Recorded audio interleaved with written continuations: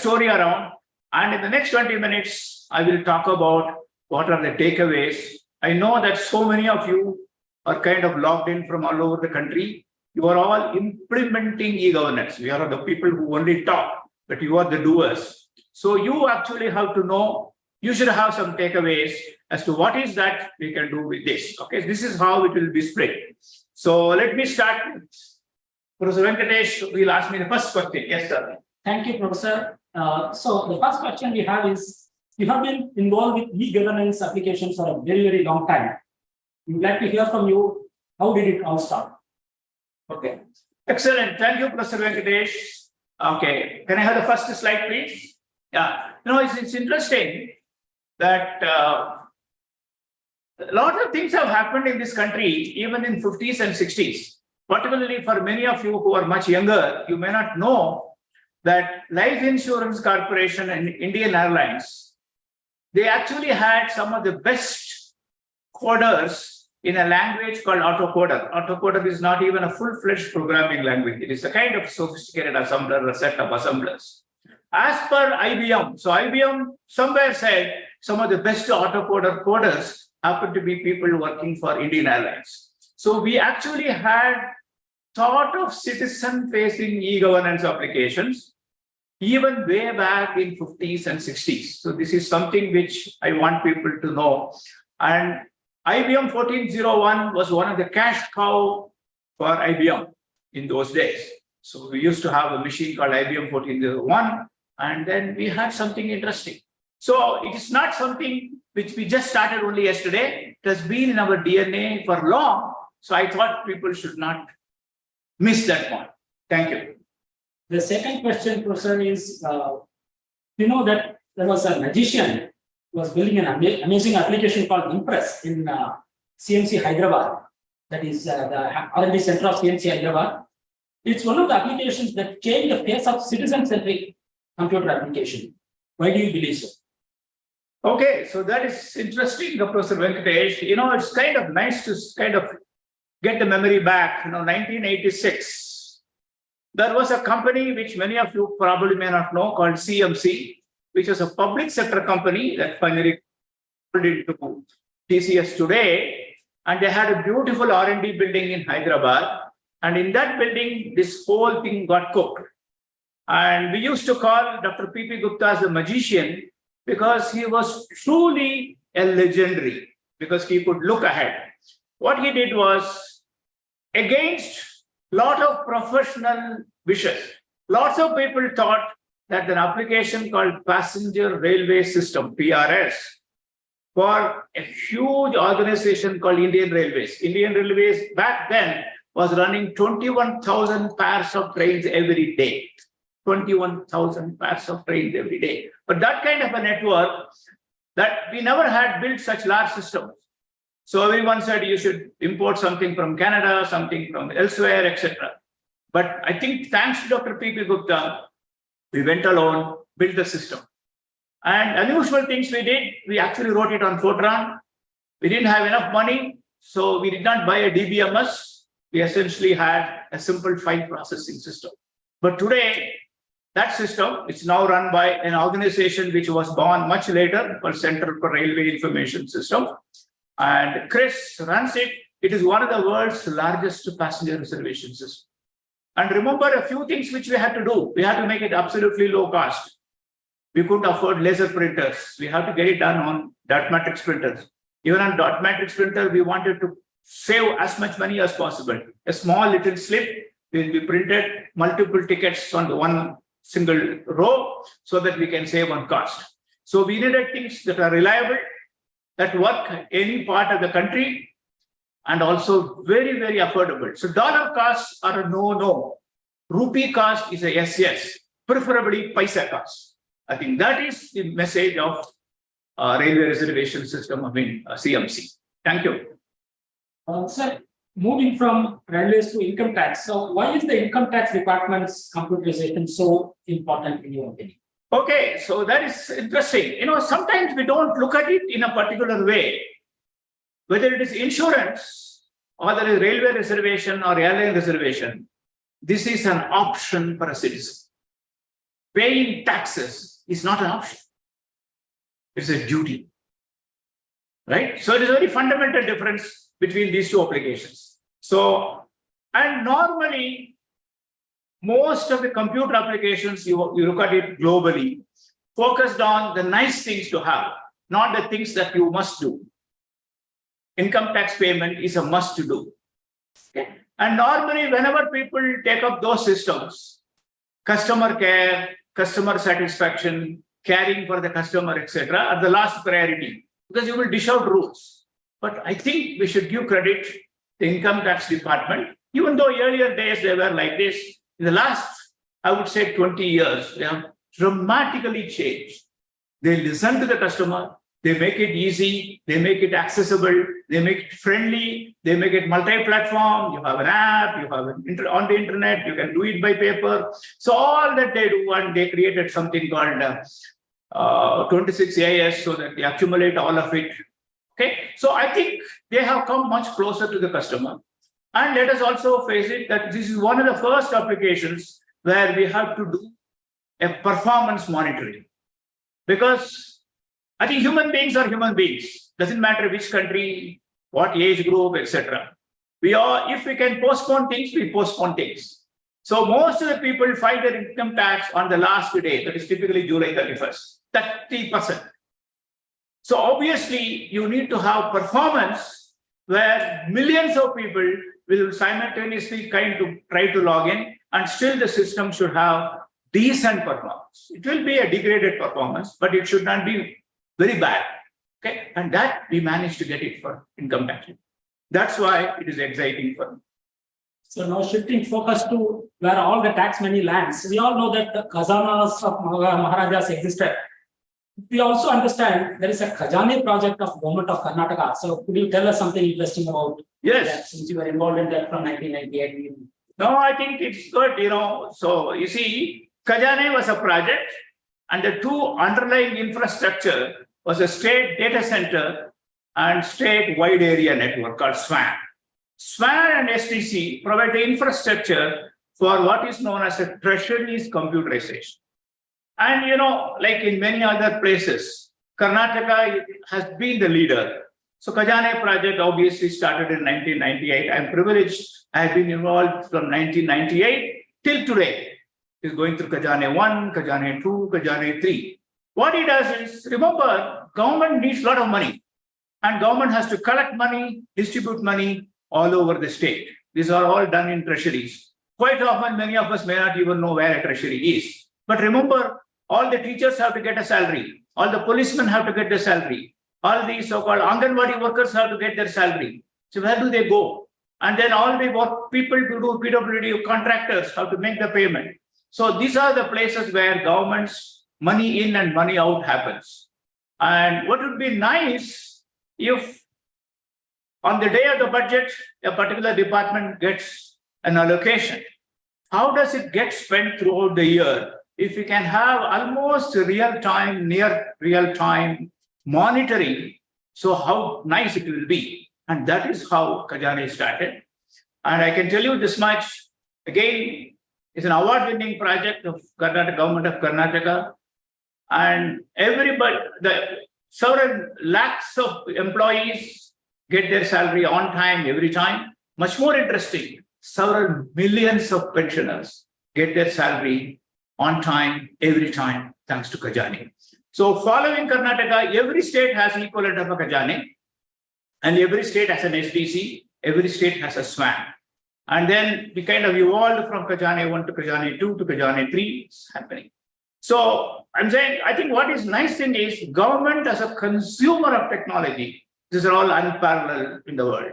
I think that is what makes Khajane special. Thank you, Professor. And the next question is on the banking system. Today we take online banking for granted. And we should also know that there was a lot of opposition from the bank staff unions when this was getting implemented. And could you throw some light on how it happened and what happened? Thank you, sir. I think it is something which is kind of very dear to me for many reasons. I've been involved very closely with this. And many of you probably may not know, there was a time when bank unions went against any attempt to computerization. This was all in 70s and 80s. Come 90s, things changed because all the leaders of the union found to their surprise, their sons and daughters are working for TCS. And sitting in America, earning in dollars, they were sending money which was higher than their father's salary. So their attitude also changed. Okay? That is the social side. But coming back, there was a bank scam, and we had a very unusual IAS officer called Mr. Nagarajan Vittal. He actually became he was unusual because he was the IT secretary, telecom secretary, became the chief vigilance commissioner. So he put a mandate in 2000. He said before 2010, he gave sufficient amount of time, 10 years, we achieved it much before. He said, in next 10 years, entire banking system must get computerized.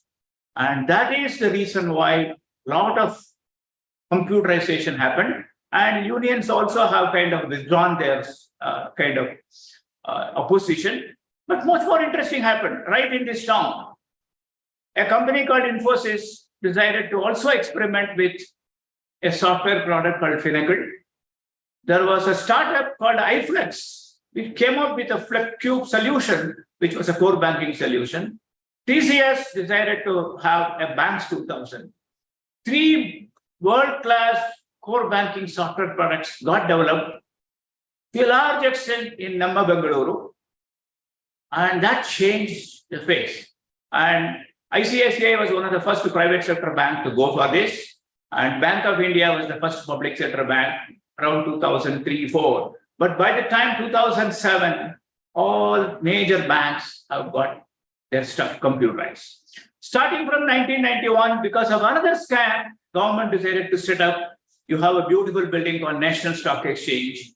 We completely replaced the stock broking set of servers. Okay, so we had online trading, and today it is the world's second largest in terms of value, first largest in terms of volume. So what an amazing stuff we have done. And last but not the least, we should realize that the 3 banking software products, Finacle, Banks 2000, and iFlex, which is now part of Oracle, account for more than 50% of the banking accounts globally. Every other banking account in the planet is controlled by software, which comes from this town called Bangalore. What a great feeling you have. Thank you.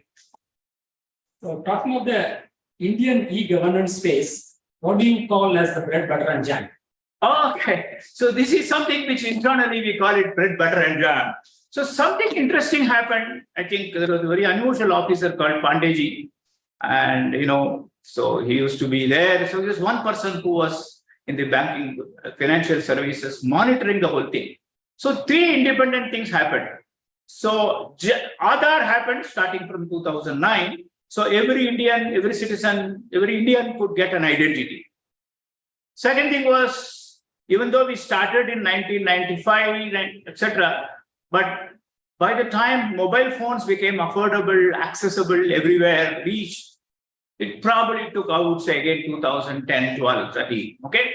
So what happens is by around 2015, a good number of Indians had Aadhaar. A good number of Indians had access to mobile phone. This was unheard of before. And some people realized that large number of Indians did not have bank account. Said, why can't we have a drive to get more and more Indians get onto the banking? So something which was unheard of in human history, 600 million people got their bank account first time in their life. 600 million people. And what was amazing was this was managed like a project which was, it's like a space mission project. Week after week after week, it was monitored. Actions were taken so that things happened. So these 3 together, Aadhaar, Jan Dhan, mobile, change. But today we talk about UPI. UPI would not have been possible but for these, right? And a whole range of stuff. Today is so nice. You can go to remote corners of Bihar or Karnataka or Kerala or Gujarat. drink a cup of tea, scan a QR, and make 20 rupees payment. This looks like a magic, but the magic is possible. That's why we call it bread, butter, jam. So, related question, Professor. So, what is special about Aadhaar and why is UPI important in your? Okay. I think why is Aadhaar special? See, it's interesting. A lot of people will say United States had a social security number, even in 60s. Great. I think they had great stuff. But what people don't realize is the social security number is an identity number, but you can't really use technology to authenticate.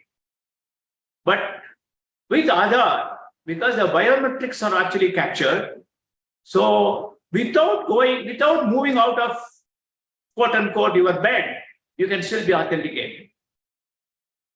Okay, that is the power. Second, what people don't realize is we are the world's most populous country. So when I give the Aadhaar, so the next person who gets the Aadhaar, I have to ensure this is not matching with any of the other identities I had given earlier. As we grow from 1 to 10 to 100 to 1,000 to million to 10 million to billion, so the complexity of deduplication increases. Dedupe is a huge operation, huge by any standard in the world. And for a country of our size, it is the ultimate, right? So deduplication we have to do. And we could actually give other identity to 1.4 billion people. And that is, okay. The second reason why UPI is so interesting is, people will say MasterCard existed, Visa existed, okay. But what we don't realize is they all came when there was nothing called mobile phone. But UPI captured the fact that there is a 24/7 network available to the end customer all the time. And that made it much more workable, brought down the cost dramatically. For all practical purposes, most people get UPI free. I think that is because of, so one is the cost effectiveness, second thing is the reach and the sheer convenience. On the top of it, this is also the time when software industry has evolved, APIification has evolved. So people can build applications on UPI. We'll talk about it later. Thank you. Thank you, Professor. During COVID, India managed the vaccination process very well. This is our belief. And everyone was using COVID. What do you think is the secret of success? Yeah, I think sometimes it's very hard to believe that a country like India could manage an operation like vaccination. Remember, we are talking of vaccinating 1.4 billion people.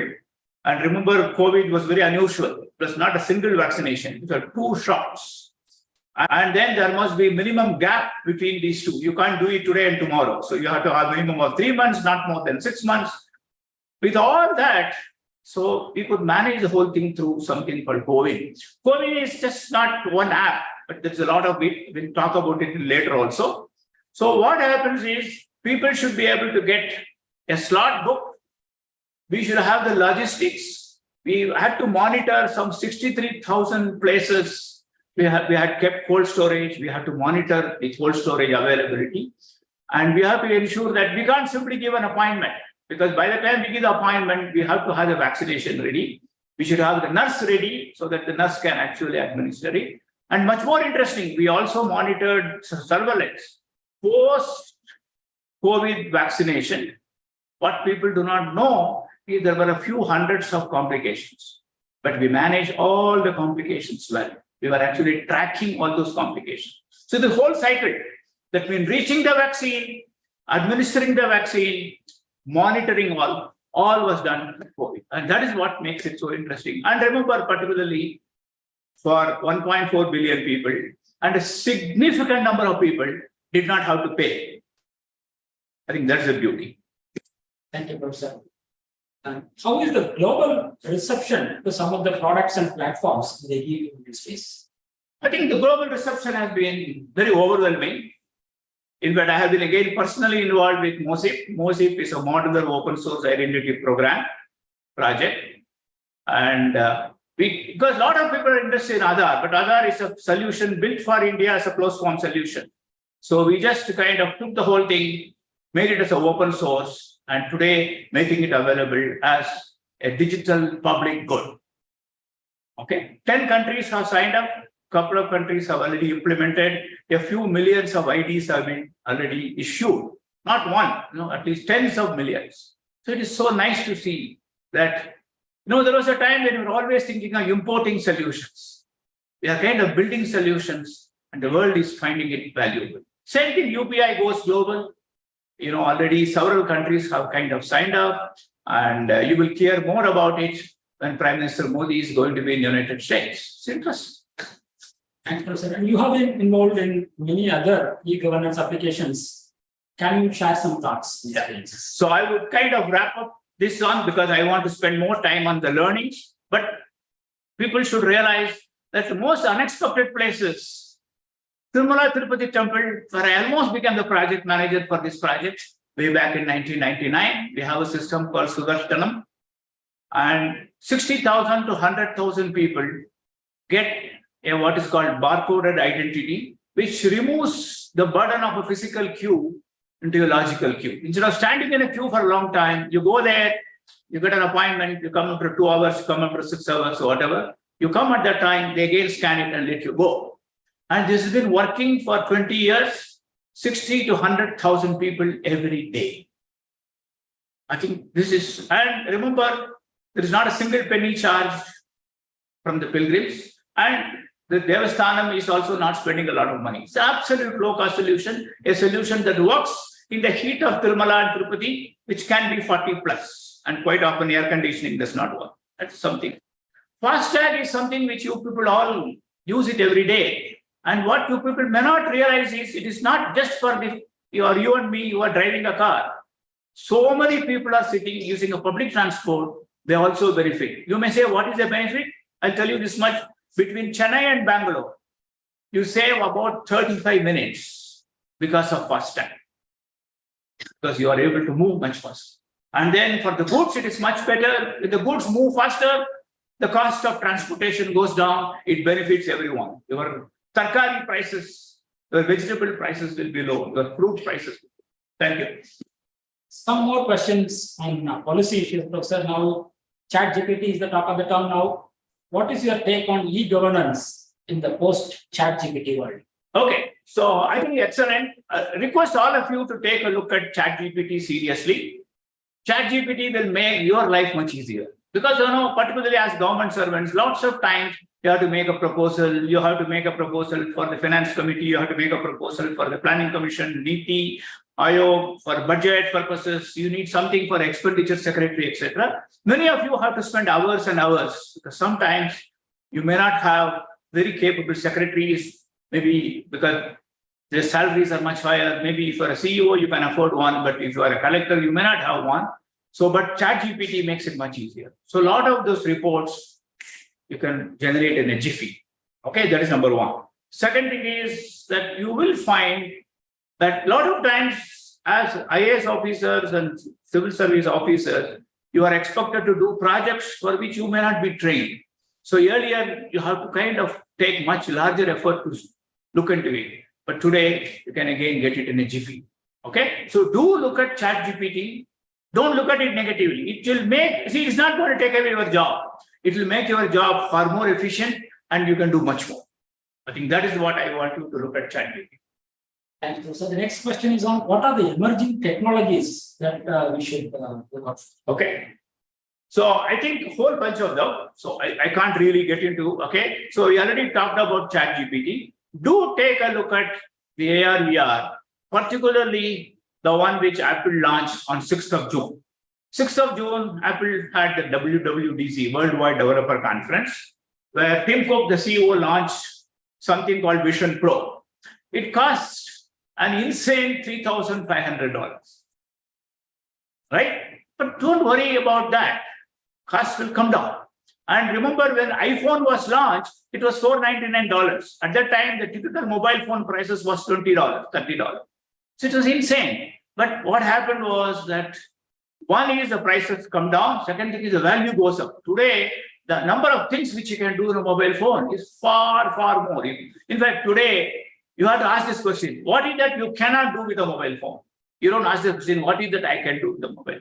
So something similar will happen. So I think AR, VR will be the big. IoT, okay. So particularly, monitoring the water level in so many tanks in the whole district. Monitoring maybe a rabbit, injection for the dog bite all over the health centers, etc. So these things will come in one app. You can just look at it.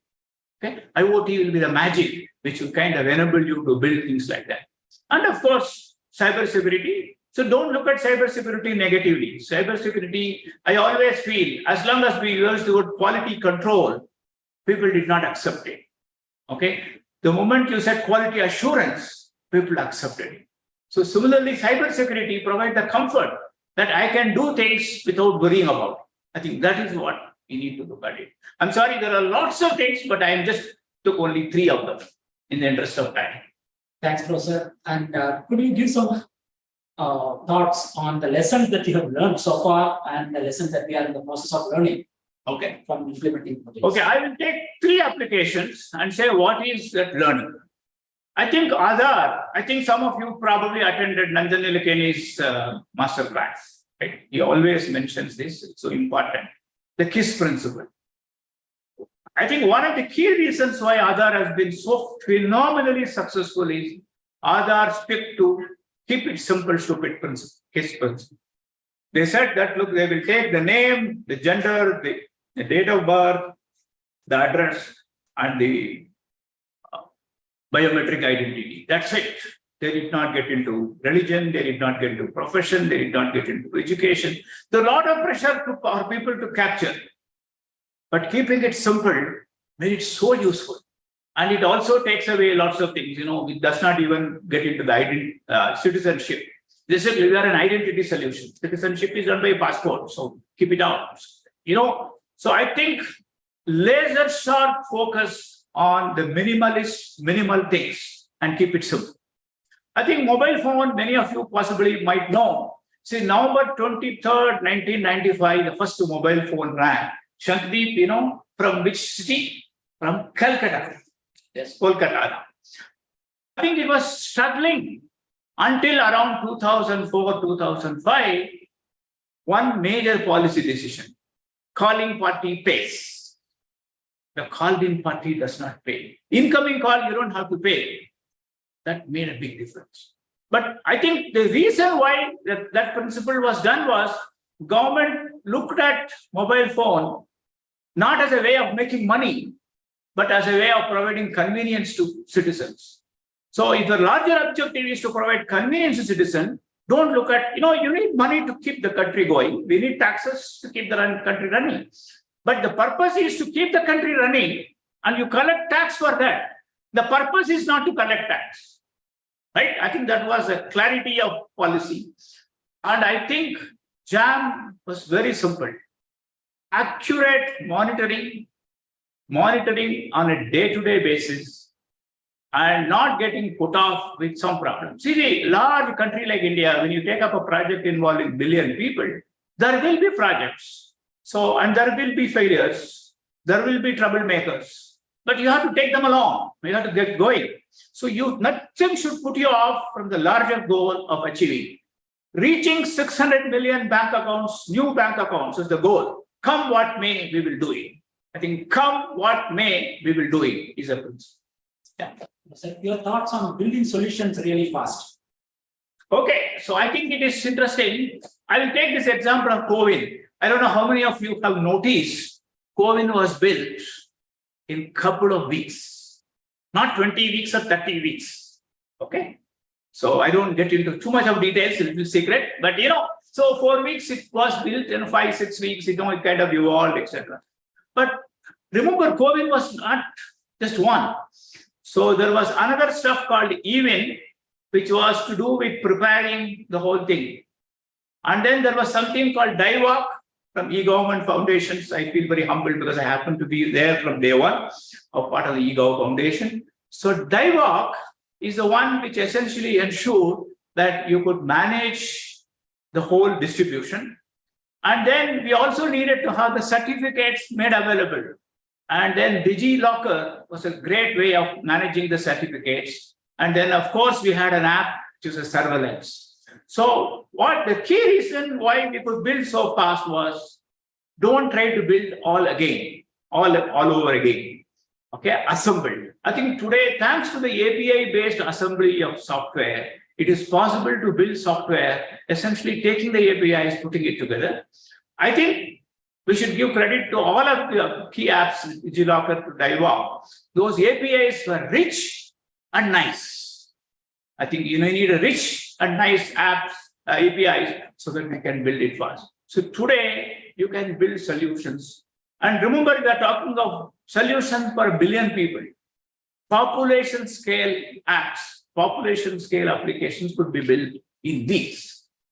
And I think last but not the least, not to appear jingoistic, but I think finally India got the confidence. We techies also now feel confident we can build it. Because there was a long time we thought we have to import. Now we can build it. Professor Venkatesh, quick time check. We are another 2 minutes. 3 minutes, I'll wrap up. Just Perfect. closing thoughts from. So I'm almost done the closing thoughts. Okay, I think I would like you to have 3 important things. One is we slowly kind of got out of importing solutions. We can actually build solutions. Okay. Second, we can build solutions at Indian cost, solutions that work in Indian condition, and solution that will scale for population scale. Third, I think we also have learned a way of focusing on citizen-centric applications. Okay, not because we want to kind of build one, but because we want to make a difference. Because I think we all know a railway reservation. I still remember when I was a schoolboy or a college student, the kind of frustration I had to make rail reservation. Okay, standing in the queue, etc. But I think much more interesting, it is not only you and me, the janitorial staff, the IAs, they can also do the booking just practically from their mobile phone. I think our ability to kind of build solutions at Indian prices for an average Indian, in fact, a less endowed Indian, at a scale and cost is something that is satisfying. I think that is what makes the e-governance so interesting today. So Purvi, I got it done in exactly 48 minutes. Thank you. Yes, so sir. now we'll take up Absolutely. questions. So thank you all for patient listening. And I hope you had some value in the last 40 minutes. And I will be open for questions. Thank you so much, sir, for that fantastic presentation and superb timing. I cannot disagree with you. I would now like to invite our moderator for this session, Shri Prakash Kumar, who will obviously share the stage with you by posing the questions that we are receiving from our audience. Over to you, Prakashji. Thank you, Purvi. Thank you, Prof. Sadagopan, for that excellent lecture. We have multiple questions, but before taking that, I thought I'll also let you know, you talked about ChatGPT. In fact, immediately after its arrival, we created a course, short course, and we are conducting it at multiple ministries along with central and state ATIs. So I thought I'll just let you know. No, but thank you so much. Thank you. Please do it. And I think it is important. You see, ChatGPT is as earth-shaking as the internet. Absolutely. It will take a while, okay? But it's still usable. So I think let us not worry about, will it do this, etc. I think, human beings, we know how to manage. So Absolutely. manage many, many things. We could manage a nuclear power. So we can. Yes, why not? Yes. So, sir, first question is from Abhijit Bendigiri. He says, with all the technology advancements, we have seen a lot of modernization and usages in banking and payment industry. What has or is changing in core healthcare sectors with AADHHAR introduction? And what is your advice for health tech organizations to bring more value in this sector? Thank you, Abhijit. Thank you. Excellent question. I think it is important that whatever success we could do in payment, fintech, banking, etc., we should do it for healthcare. First and foremost, you will find AI will make deep inroads into AI, into healthcare. Once again, it is not that the doctors will become redundant. the same doctor will be able to kind of manage more patients. The same doctor will be able to give a much more holistic advice, because today he or she has to spend a lot of time thinking through, looking up, etc. But all these things will be done, okay, at the back end, so that, finally maybe a ChatGPT will give a report. By the time you finish the diagnostics and walk into the doctor's chamber, the doctor would have had an excellent summary of everything. He or she does not have to go through all of it. That's one level. The second thing is, I think thanks to IoT, I'm sure that, we are seeing Apple Watch and other watches do Android Watch and Samsung Watch thing. So we are able to monitor people, particularly a large number of, diabetic patients, etc. Because the problem today is you have to constantly monitor. And remember, things do not happen like this. Things actually build up. Unfortunately, we do not know things are building up. And it's too expensive for somebody to go and give a test every day, etc. So monitoring will happen, constant monitoring. Third, you remember that coordinating between a simple blood bank was a big deal until yesterday.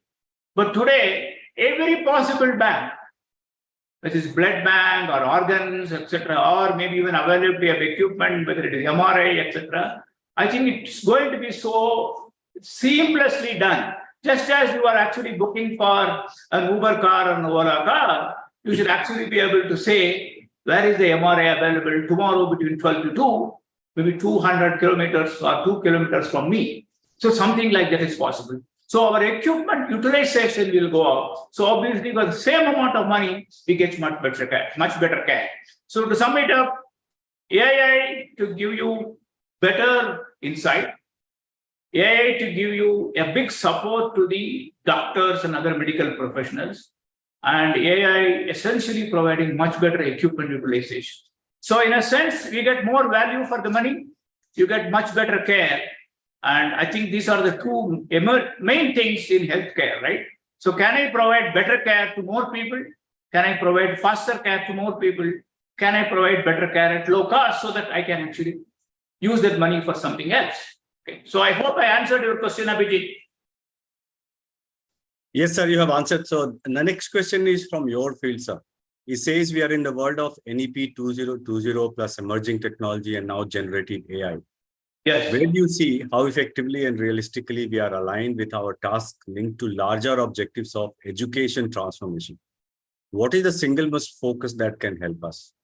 Okay, I think excellent question again. I think, you see, I tell you, there are several aspects of NEP. I don't want to get into all of them. I think the one which to me is probably the most impactful is NEP recognizes the need for more and more interdisciplinary studies. And second, it also provides for a holistic way. See, I don't think that we should get too obsessed that a course must be 45 contact hours distributed over 3 hours over 15 weeks, and then it should cover X, Y, Z, etc. Today, the chances are a significant part of it, I'm not saying all, a significant part of it, you can actually direct the students to study and come back. So the notion of a flipped classroom is immensely possible so that you can use the classroom much better. Second, yesterday in some other seminar, somebody was making an interesting comment that what was a PhD thesis 20 years back may actually be a homework project today. So what it means is, it is possible to kind of challenge the students much more than what we were challenged when we were in the class. I think that is second thing which NEP kind of allows you, because you can have a mix of online, offline, project mode, etc., etc. And I think if only we kind of get out of our disciplines, a B school, a law school, a technical school, and a medical school coming together, I think we will find a much better solution to ethics in the context of healthcare in the post-GPT world, much better than any one of us doing it. I think that is what NEP provides for. But remember, you can only take the horse to water. The horse has to drink. So I think we academicians have been given the freedom that you can work across the discipline, work across the institutes, work across the country, work across the world, I think we should kind of take that opportunity and start running. So it is the ball is in our court. Thank you. Thank you, sir. The next question is related to cybersecurity, which you touched upon in one of your slides. So this is from Aloysius and Prasanna. Two of them, I'm putting them together. In spite of excellent advancements in computer technology in India, why are bank scams happening? That's one question. Second one is, recently COVID data leaked on Telegram. What is your take on to arrest such practices? Okay, excellent question, Prashant. Okay, so all that my request is, always look at some of these things in the larger context. Okay, so remember when we started, humankind took to flight. So there was lots of worries. And remember, there were a lot more accidents, etc. But today, accidents have come down significantly. But can you build a plane that is guaranteed not to fail, guaranteed not to have accidents? The answer is no. But remember, billions of people are flying, millions of flights are happening. Okay, we would like to have zero accident, but once in a while. So I think what a lot of times people don't realize is, scam happens, the post computerization. But what I would submit is, many scams were happening, we did not even know. But today, in the technology world, you would know that scams have happened, right? So relatively, it is much less. And things like leakage, etc. See, I mean, this is, I am a philosopher at some level. I think thieves and police will always have competition. And my father used to have a very simple rule for the world. He said, look, Sadagopan, relax. The good Lord ensures that he makes only 1 out of a million into a rascal. Others are not. Right? There are not too many rascals which were created. But I think the world needs those rascals to make it more interesting. Otherwise, it will be boring. So my feeling is, I am a philosopher at that level. What I'm saying is, compared to how many things could have happened, what happened is much more. See, what you don't realize is, there are literally hundreds of millions of nodes, hundreds of millions of organizations which are participating in the internet commerce, right? In spite of that, okay, the leakages that are happening are once in a while. So I'm not justifying, but what you do is, don't get alarmed simply because they are happening, okay? But I think every time we are getting better, we are getting better, we are getting better. So we will continue to get better, but I'm sure some smart fellow will still do something. This is my take on it. May not be up to your expectations, sorry, but this is my view. But in many of these things, there are multiple views. Thank you. Thank you, sir. I mean, we need to make our defenses more stronger and stronger. Yes. That's the key. Yes. Sir, we have a startup person here, Venkat. Yeah. He has multiple questions, so I'll take one of them, few of them here. He says, don't you feel like with biased social media, ChatGPT might give wrong replies, especially relating to our history and all that? So that's one question. Okay, now let me finish this. See, remember, what you don't realize is, it is not that human beings are infallible, right? We also make mistakes, okay? I'm not justifying ChatGPT mistake, okay? And second thing is that even today, you see, you realize that, look at Google 2004, just 20 years back, okay? I don't know how many of you remember when you put a search, you will find absolutely crazy stuff coming together. I used to give this example to my students. Remember, what is the difference between Google and a core banking? Google, I tell you honestly, it is true. 1999, if you type IT in Google, it will autocorrect to idiot. Okay, so that is the level to which it was doing. Okay, but remember, you go to a bank, it does not give you some other person's account. If there are 10 transactions, 9 are yours, 10 is your neighbor. Doesn't happen, right? But in Google, we used to have completely irrelevant stuff. But 20 years, Google have improved a lot. Okay, and that happens because a lot of learning, more data, etc., etc. So similarly, ChatGPT also will become much better, much better, much better. But at the same time, ChatGPT is no God. Okay, it is as human. In fact, probably at this point in time, much worse than a human being. So it will make more mistakes. But I think what happens is you take a look at it, see, even when you are walking on a street, you go and ask somebody, I want to go to this place. Somebody will say, go this way, somebody will go this way. But what do? You somehow make an intelligent guess and kind of believe one of them and go, or maybe take the second opinion. So similarly, don't take ChatGPT as the gospel.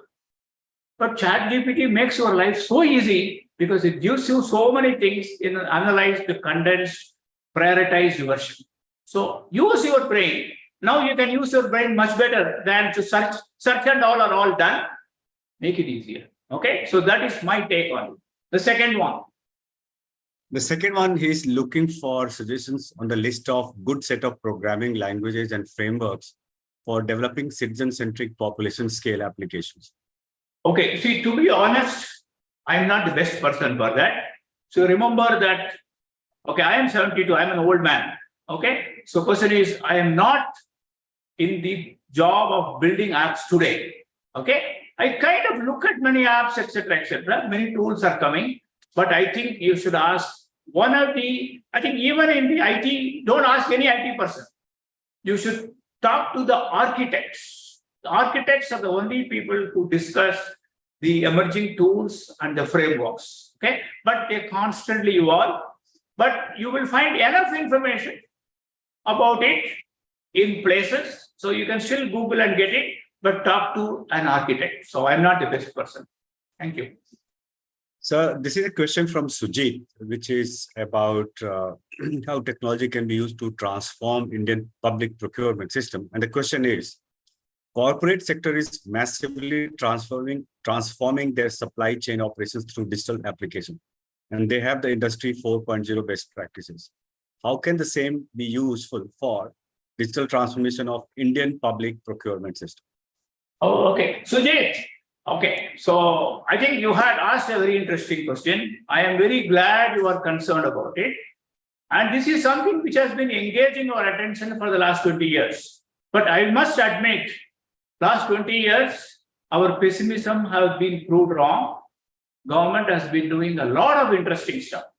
The ultimate example, you see, what people may not realize, twice vaccinating 1.4 billion people in about a year and a half in the form of a COVID-19 vaccination is a brilliant execution of supply chain. We managed it well. And in fact, this is more. It was just only delivering the vaccine. We also have to schedule a human being, because a vaccine must be administered by a living human being on another living human being, and the person who got the shot must continue to be living human being for the next 2 hours. So that is the kind of complexity we are in. Second thing is that agricultural supply chain is getting lots of attention. There are a couple of startups in IIT Delhi, IIT Delhi has now a research center in transforming agriculture industry. They even have what is called an ATM for ration supply. If you are a worker from Bihar, you could be working in Karnataka, Tamil Nadu, Gujarat, anywhere, and using your Aadhaar identified ration card, you can get your ration wherever you are thanks to that ATM. Those ATMs are being made. Okay, so how they will evolve, I don't know, but I think a lot of attention is happening, and government e-marketplace has been remarkable. The amount of stuff that you can do in GEM, government e-marketplace, so many institutions have been using it for last couple of years, and ONDC is happening. 2023 is going to be the year of ONDC, and we will give Amazon and Flipkarts and the Walmarts of the day a tough competition. So things are happening, but just wait. Sir, these are some of those questions. What I wanted to ask you, sir, as a last your comment, Yes. especially for our young officers who are there, many of them, they struggle with, how do I conceptualize this? You talked about covering large number of people, smaller cost, and more efficient, don't import. Right. But if they have to look for, many times we would miss the problem. So how do we identify that? And then how do we go about, especially when you are in the state which are not having, every state doesn't have the right kind of resources, or especially on the technical terms. That's an excellent question. So sometimes what you do is that start small, at the same time, without really limiting yourself to small things. Let me kind of explain.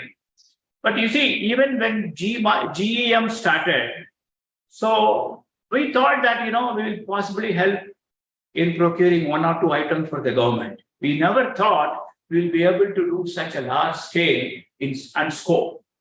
Okay. And remember, thanks to the cloud, etc., you don't have to be in Bangalore to do it. You could actually be in Bulandshahr and still also be able to do. Okay. So what happens, location is not a big disadvantage. It will be a disadvantage, but not a big disadvantage. And what I find is that if you can really, in fact, my friends from MIT keep telling me, he said, look, Sadagopan, you guys are lucky. We have to scratch our head to think of interesting research problems. You guys just have to come and stand on the road. You have so many problems staring at you. So obviously, there are lots and lots of problems which are staring at you. I think, I tell you, in Bangalore, there is a crying need for managing traffic. We are not doing it.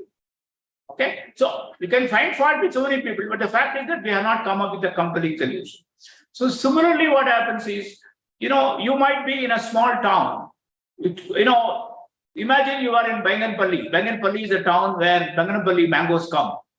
But the question is, how do I increase the yield by 100%? So not 5% or 10%. And the moment you want to do something like that, you will find there are enough of horticultural fellows who have lots and lots of technology, enough biotech guys who have lots and lots of technology, enough cold storage guys, railways have special wagons, etc. But what happens? Somebody has to put it together. So what happens if you get it right, year after year, you make a difference to 100,000 families because their income will double. Much more interesting is the wastage will be half. And I think you will be solving a genuine problem by an Indian for an Indian. Okay. So think of something like that. But start small, stay focused, don't take the large picture. Okay. It may look very academic, but nonetheless, it is true.